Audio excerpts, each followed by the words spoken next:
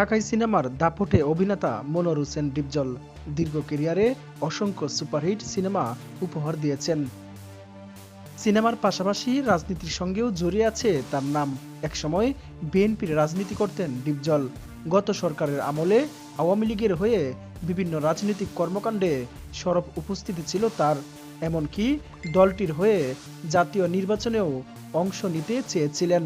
তবে আওয়ামী লীগের পতনের পর ডিপজলও ভোল্ট পাল্টালেন, আবারও আশ্রয় নিলেন পুরনো ঘর বিএনপির ছায়াতলে।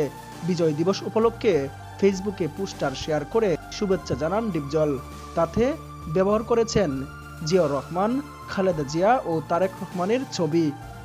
ক্যাপশনে ডিপজল লিখেছেন, 16ই ডিসেম্বর মহান বিজয় দিবস। যাদের মহান আত্মত্যাগে আমাদের এই স্বাধীনতা, সেই সব বীর শহীদদের প্রতি গভীর শ্রদ্ধাঞ্জলি। লাখো শহীদের রক্তে লেখা বিজয়ের এই ইতিহাস, মুক্তির বার্তা নিয়ে আবার ফিরে আসুক ডিসেম্বর মাস। পোস্টারে বিএনপির নেতাদের ছবি ব্যবহার করায় সমালোচনার মুখে পড়েছেন ডিপজল।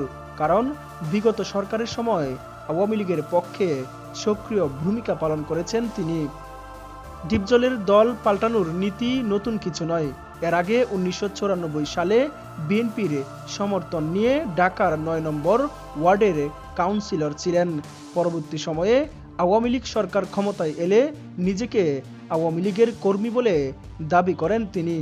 বলে রাখা ভালো, চলচ্চিত্রের মুভি লর্ড খ্যাত মনোয়ার হোসেন ডিপজল ছাত্র জনতার আন্দোলনে পরোক্ষ ও প্রত্যক্ষভাবে সমর্থন দিয়েছিলেন। শুধু তাই নয়, শিক্ষার্থীদের ন্যায্য আন্দোলনে যোগ দিতে তার দুই ছেলে সাদমান মনোয়ার অমি ও সামির মনোয়ারকে পাঠিয়েছিলেন। সে সময় এই অভিনেতা বলেছিলেন, শিক্ষার্থীদের আন্দোলন ন্যায্য ছিল। তাদের আন্দোলন দমাতে যখন হামলা ও নির্বিচারে গুলি করা হয় এবং আমার সন্তানের মতো শিক্ষার্থীদের হত্যা করা হয়, তখন ঠিক থাকতে পারিনি। তিনি আরো বলেন, শুধু শিক্ষার্থী নয়, শিশু থেকে শুরু করে সাধারণ মানুষও যখন গুলি খেয়ে নিহত হয় এবং শত শত মানুষ আহত হয়, এমন দৃশ্য সহ্য করতে পারেনি। মনোয়ার হোসেন ডিপজল আরো বলেন, কোনো সুস্থ মানুষের পক্ষেও সহ্য করা সম্ভব নয়। আমার দুই ছেলেকেও আটকে রাখতে পারিনি। ওদের বলেছি, তোমরাও শিক্ষার্থীদের পাশে দাঁড়াও, তাদের সহযোগিতা করো। তারা গিয়েছে, সেসব শিক্ষার্থী আন্দোলন করেছে, তাদের বাবা মায়েরাও আন্দোলনে যোগ দিয়েছে। এ দৃশ্য দেখার পর আমি আমার দুই ছেলেকে বলেছি, তোমরাও যাও। আমারও ইচ্ছা ছিল তাদের সাথে যোগ দেওয়ার, কিন্তু চোখের সমস্যা ও শারীরিক অসুস্থতার কারণে আমার পক্ষে সম্ভব হয়নি।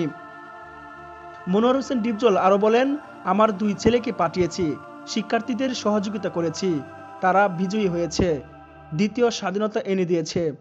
ডিপজল বলেন, শিক্ষার্থীদের বিজয়ের পর যখন হিন্দু সম্প্রদায়ের উপর স্বার্থান্বেষী মহল আক্রমণ করে, তখন আমার এলাকার হিন্দুদের মন্দিরসহ তাদের নিরাপত্তার জন্য আমার লোকজন দিয়ে দিন রাত পাহারার ব্যবস্থা করি।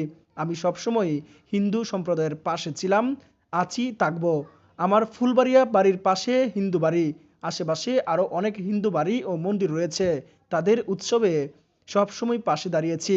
আমি বিশ্বাস করি, আমরা সব ধর্মের মানুষই বাংলাদেশের নাগরিক। আমরা সাম্প্রদায়িক সম্প্রীতির মধ্য থেকে পাশাপাশি বসবাস করব। এটা আমাদের হাজার বছরের সাম্প্রদায়িক সম্প্রীতির ইতিহাস।